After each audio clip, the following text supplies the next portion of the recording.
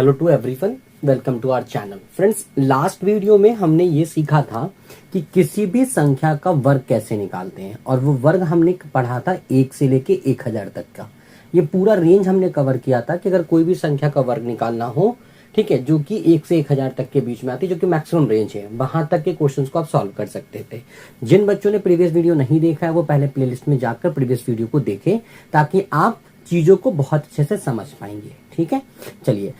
अच्छा, एक और चीज जो हमेशा हर वीडियो में मैं बता रहा हूँ आपको, ये जो कोर्स है वो डिजाइन किसके लिए हुआ है आप सभी को पता है। उत्तर प्रदेश अभी 2 एग्जाम करा रही है। एक एग्जाम है आपका RO ARO का, और दूसरा एग्जाम है आपका CSAT का।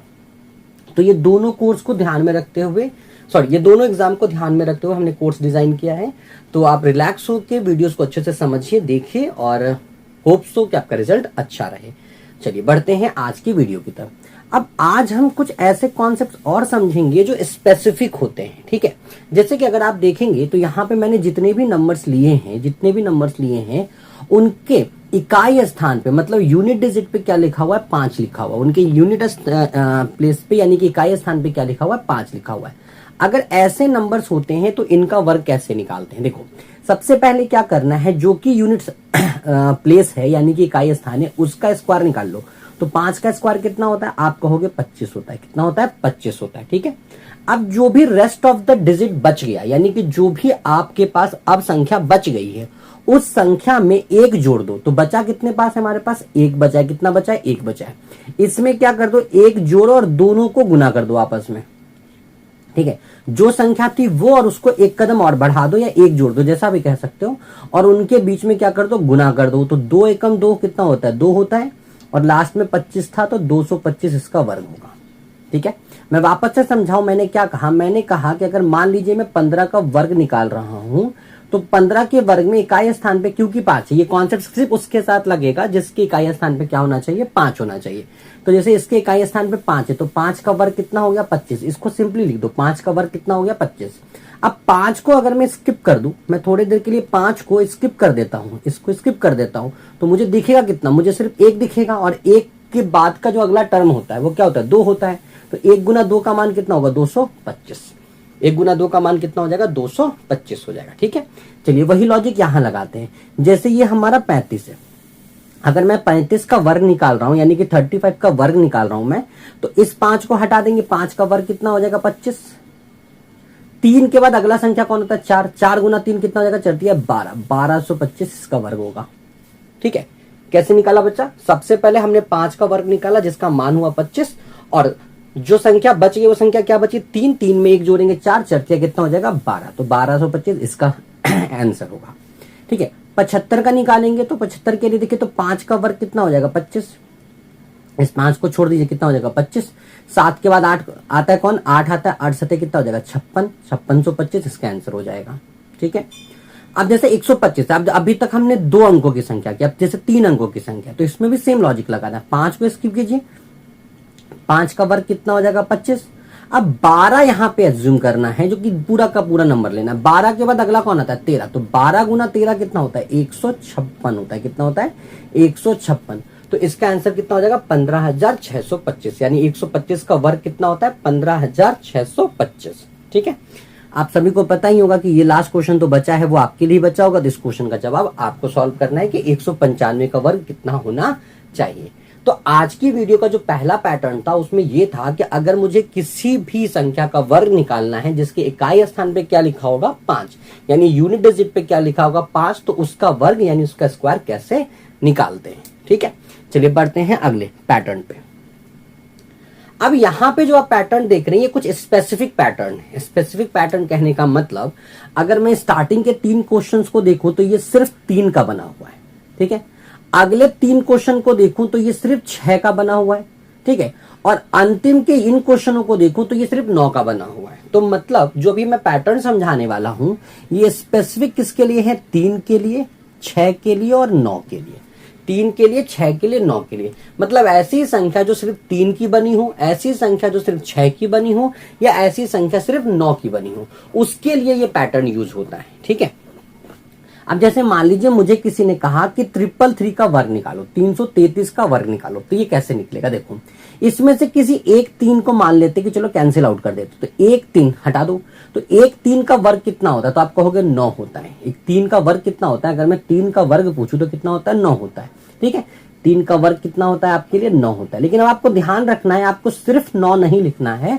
अगर मुझे इसको दो संख्या में लिखना होगा, दो संख्याओं में 2 डिजिट में लिखना होगा, तो मैं इसको 0 और 9 लिखूंगा। क्या लिखूंगा? 0 और 9 लिखूंगा। ठीक है, थोड़ा गैप करके लिखिएगा, 0 और 9 लिखूंगा। ठीक है, अब कितने संख्या बच गए आपके पास? तो दो संख्या और बच गई, 2 डिजिट और बच गया। ठीक है, तो 2 संख्या बची, इसका मतलब कि यहां पे अभी 2 संख्या और आएगी और इसके आगे अभी 2 संख्या और आएगी। ठीक है, जितना बच जाता है वो 9 से भी पहले आएगा, वो 0 से भी पहले आएगा। अब यहां पैटर्न फिक्स होता है कि यहां -1 करके लिखा जाता है, यहां +1 करके लिखा जाता है। यहां -1 करके लिखते हैं, यहां +1 करके लिखते हैं। तो जरा सोचिए, अगर मैं 9 में से 1 को माइनस करूंगा तो 8 आएगा, तो दोनों जगह 8 आएगा। 0 में 1 को जोड़ूंगा तो 1 आएगा, तो दोनों जगह 1 आएगा। इसका मतलब क्या निकला बच्चा? इसका मतलब ये निकला कि अगर मुझे 333 का वर्ग निकालना है, 333 का वर्ग निकालना है, तो वो वर्ग किसके बराबर होगा? 110889 के बराबर होगा। वो वर्ग किसके बराबर होगा? 110889 के बराबर होगा। क्लियर है यहां तक? चलो बढ़ते हैं अगले क्वेश्चन की तरफ। अब जैसे इसमें 4 बार 3 है, तो 4 बार 3 का मतलब एक 3 काट दो, एक 3 काट दोगे तो 3 का वर्ग कितना हो जाएगा? 0 9, तो 0 यहां रखो। हमें पता है कि अब क्योंकि 3 बचा तो 3 गैप यहां पे होगा और 3 यहां पे होगा। ठीक है, अब आपको क्या करना है? -1 +1 करना है। तो अगर मैं -1 करूंगा तो यह हर जगह 8 8 8 आएगा और यहां हर जगह +1 1 और 1 आएगा। मतलब इस क्वेश्चन का आंसर होगा 111 0 888 9। और अगर आपको समझ में आया है तो मुझे इस क्वेश्चन का जवाब आप मुझे कमेंट बॉक्स में देंगे। ठीक है, देखो अब अगर हम अगले की बात करें, सेम पैटर्न करना, कुछ भी चेंज नहीं करना, बस ये देखना है कि उसका वर्ग कितना जाता है। ठीक है, अगर मैं यहां देखूं 2 बार 6, 2 बार 6, एक 6 को कट कर दो, 6 का वर्ग कितना होता है? 36 होता है। 6 का वर्ग कितना होता है? 36 होता है। ठीक है, अब क्योंकि एक 6 बचा है तो मतलब यहां भी एक डिजिट आएगा, यहां भी एक डिजिट आएगा, मतलब एक संख्या यहां भी आएगी, एक संख्या यहां भी आएगी। ठीक है, लॉजिक क्या था? यहां पे आपको -1 करके लिखना है, यहां पे आपको +1 करके लिखना है। तो अगर मैं -1 करके लिखूंगा तो यहाँ 5 आएगा, यहाँ +1 करके लिखूंगा तो ये 4 आएगा। प्लस किस में कर रहा हूँ? इस 3 में 1 जोड़ रहा हूं तो 4 हुआ, इस 6 से 1 माइनस कर रहा हूं तो 5 हुआ। तो मतलब इसका आंसर कितना हो जाएगा? 4356। इसका आंसर कितना हो जाएगा? 4356। ठीक है, चलो सेम लॉजिक से अगला ट्राई करते हैं। इसमें 3 बार 6 है तो 1 कट कर दो तो यहाँ पे 36 हो जाएगा। और मेरे ख्याल से अब सारे बच्चे कह सकते हैं सर 2 बार 4 आगे आ जाएगा और 2 बार 5 यहाँ आ जाएगा, तो इसका आंसर हो जाएगा 443556। ठीक है, अब आते हैं इस क्वेश्चन पे। इसमें कितनी बार 6 लिखा हुआ है? इसमें देखा जाए 1 बार 2 बार 3 बार 4 बार 5 बार लिखा है। 5 बार लिखने का मतलब 1 कट कर दो। ठीक है, तो 1 के लिए तो 36 आ जाएगा अपने लिए। ठीक है, अब बचे 6 कितनी बार? 4 बार, तो मतलब यहां पे +1 करके लिखना कितनी बार लिखना पड़ेगा? 4 बार। तो ये हमने 4 लिख लिया और यहां पे -1 करके लिखूंगा तो कितनी बार लिखना पड़ेगा? ये भी 4 बार। तो ये आपका आंसर हो जाएगा। अब बोलोगे ये तो बड़ा इजी है। अभी मैं जब आपको वर्ग घनमूल निकालना, घनमूल नहीं, वर्गमूल निकालना सिखाऊंगा तो मैं दिखाऊंगा क्वेश्चन इसी से पूछा जाता है और बच्चे स्किप कर देते हैं। यहां से इधर जाना इजी लग रहा है, पर जब क्वेश्चन का पैटर्न ना पता हो तो इधर से इधर जाना, मतलब वर्गमूल निकालना उस संख्या का थोड़ा सा क्या हो जाता है? डिफिकल्ट हो जाता है, अगर आपको लॉजिक नहीं पता होता है तो। ठीक है, चलो अब यहां पे बात करते हैं 9 के साथ। 9 वाले में क्या सीन है? सेम लॉजिक लगाओ, 2 बार 9 है, 1 9 कट कर दो, 9 का वर्ग कितना होता है? 81। ठीक है, -1 करो 0, +1 करो 9, इसका वर्ग कितना हो जाएगा? 9801। इसका वर्ग कितना हो जाएगा? 9801। इसमें 4 बार 9 है, 1 9 को कट कर दो, 9 9 81। ठीक है, तो भाई अगर 0 का माइनस करोगे, -1 करोगे तो 3 बार 0 आ जाएगा और यहाँ पे +1 करोगे तो 3 बार 9 आ जाएगा। +1 कर किस में रहे? इस 8 में। ठीक है, और -1 किस में कहते? इस 0 में। ये बात ध्यान रखना। ठीक है, और बच्चे ये 2 क्वेश्चन आप सॉल्व करेंगे और इसका जवाब मुझे आप कमेंट बॉक्स में देंगे। ठीक है, अगला जो पैटर्न है आपका, ध्यान रखिएगा, ये पैटर्न आपके अभी रिसेंट के यूपीएससी सीसैट में पूछा गया था। यूपीएससी के सीसैट में पूछा गया था।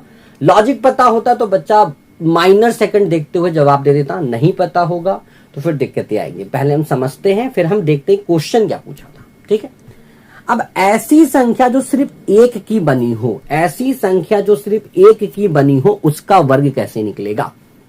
उसका वर्ग निकालने के लिए क्या करना है, देखो अगर मैं नॉर्मल पूछूं तो सबको पता है कि सर 11 का अगर वर्ग निकालेंगे यानी 11 का स्क्वायर निकालेंगे तो 121 आता है, ये तो सबको पता है। ठीक है, लेकिन अगर मुझे इसको ट्रिक से समझना है तो मैं कैसे समझूंगा। ठीक है, कितनी बार एक लिखा हुआ है, 2 बार, तो सबसे पहले 2 बार सीधी गिनती लिखो, 1 से 2 तक गए, मैक्सिमम पहुंच के जहां पे पहुंचे वहां से उल्टी गिनती स्टार्ट कर दो। ठीक है, तो 2 से उल्टी गिनती स्टार्ट किया, 2 से 1 हो गया। शायद इसमें क्लियर नहीं होगा, इसमें देखो अच्छे से समझ में आएगा। 4 बार 1 लिखा हुआ है तो पहले गिनती सीधी लिखो, 1 2 3 4, 4 तक सीधा गए। जैसे ही मैक्सिमम नंबर ऑफ 1 पे पहुंचे वहां से उल्टा होता है, 3 2 1। ध्यान रखना 4 को रिपीट नहीं करना है, 4 एक ही बार लिखाएगा, वहां से सीधी नीचे उल्टी हो जाएंगे तो 4 3 2 1 हो जाएगा। ठीक है, यहां पे कितनी बार है, 3 3 6 बार, तो सबसे पहले 6 तक गिनती सीधी लिखो, 1 2 3 4 5 6, 6 तक सीधा गए, फिर यहां से उल्टा आ जा, 5 4 3 2 1, ये आपका आंसर होगा। ठीक, ये मुझे आप कमेंट बॉक्स में बताएंगे कि इसका जवाब क्या होगा। अब सुनो, सीसेट ने पूछा क्या था। सीसेट ने कहा कि भाई कोई भी एक संख्या है जिसका वर्ग 1 2 3 4 5 6 7 8 9 8 7 6 5 4 3 2 1, ये कोई संख्या दी हुई है। इसमें आपको बताना है कि n कितने अंकों की संख्या है, n कितने अंकों की संख्या है। तो देखो बेटा, अगर जिसको लॉजिक पता होगा, ध्यान रखना ये क्वेश्चन अभी पूछा है 2025 में।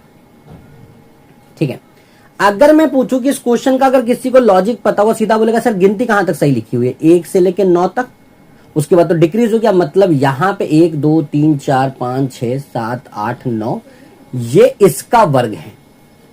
ठीक है, जो कि किसके बराबर है, n स्क्वायर के बराबर है। ठीक है, ये मान दिया हुआ है। तो अगर मैं यहां पे स्क्वायर से स्क्वायर कट कर दूं तो n कितना हो जाएगा, 1 2 3 4 5 6 7 8 9। तो जरा बताओ n कितने अंकों की संख्या है, तो 9 डिजिट की संख्या है, 9 अंकों की संख्या। अब है तो बड़ा इजी, मतलब मैं बात करूं तो 6 क्लास का कॉन्सेप्ट है, लेकिन क्वेश्चन पूछने का तरीका अलग था। वहां पे स्क्वायर निकालने के लिए कहीं नहीं रहा तुम्हें, वहां कह रहा है कि उस जिस संख्या का ये वर्ग होगा वो संख्या कितने वो जो अंक है वो कितने संख्याओं की है।